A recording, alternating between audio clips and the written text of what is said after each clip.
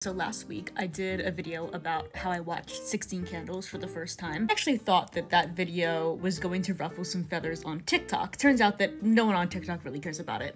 But on YouTube, some people got really mad. Yep, this is why Gen Z can't watch old movies. It's comedy, it's supposed to be exaggerated and cringy because they are teens, not knowing anything about life and being reckless, spelled incorrectly, with random emotions. Stop trying to think so deeply about it and laugh at the awkward situations that get themselves in. And I asked, who here is Gen Z? Cause I was born in 1990. I am solidly a millennial. And Adam told me that I am a Gen Z, cause millennials don't act like this. Our 90s movies weren't much different from 80s movies in terms of political correctness and cultural sensitivity. We understood that it was comedy. So then I told this guy that I was born in 1990 and he said, same, you act like Gen Z. Our generation was very politically incorrect. We didn't get offended by these things. But I'm a millennial, so... Like when Christians will see another Christian behaving in a way they don't like, and they'll be like, well, he's not a real Christian. No, he is, you just disagree with what he's saying. That does not take away his status as a Christian. So no matter what I act like, I'm still a millennial. Adam also told me that my video review of 16 Candles was an overreaction, which kind of hints to me that Adam himself isn't a real millennial, because back in my day as a millennial, an overreaction meant you were getting your ass beat. Not that someone animatedly reviewed a movie in a way that harms no one on the internet, where people can choose whether or not to watch your movies. Like back in my day when people were upset, we got hit. The racism you speak of was because during the 80s and 90s, race was mostly a joke.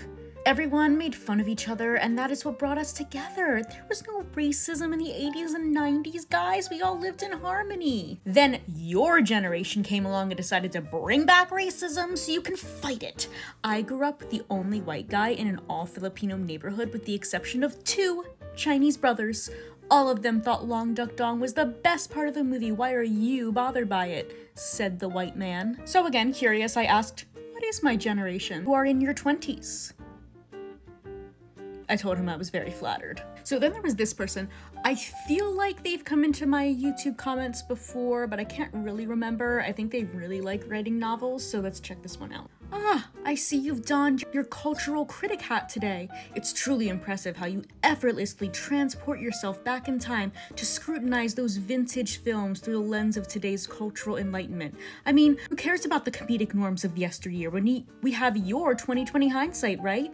It must be enlightening to sit atop your pedestal of modern sensibilities, mercilessly dissecting every scene and character for their failure to meet contemporary standards. Bravo! I'm sure the filmmakers from decades ago are trembling in their graves at the thought of your piercing analysis. Keep shining that beacon of enlightenment, O mighty judge of bygone eras. Now, I linked the video below of my review of 16 Candles, but I would just like to highlight this excerpt from it. I'm sure fans of the movie think I'm taking this way too seriously. Calm down, this is just for fun. I know the movie's just for fun. I don't hate the movie or anything. And then regarding what was accepted in Hollywood at the time, I also said this. First of all, some technical notes. I did not think the writing was that good. One of my biggest pet peeves in movies or TV is characters talking to themselves to exposit, and that happened like 7 times. I also didn't think most of the acting was that great. However, I'm willing to make allowances for these 2 things because I know that acting and writing styles, and especially what is accepted to be produced into Hollywood, changes over time. But oh, this guy wasn't done. I asked him if he was okay because it seemed like he really hurt himself with that reach. And he said, oh, absolutely, I'm so good. Just needed a moment to bask in the glow of your virtuous enlightenment. Thanks for checking in on me while you ascend to moral perfection. But millennials and Gen Z are the snowflakes.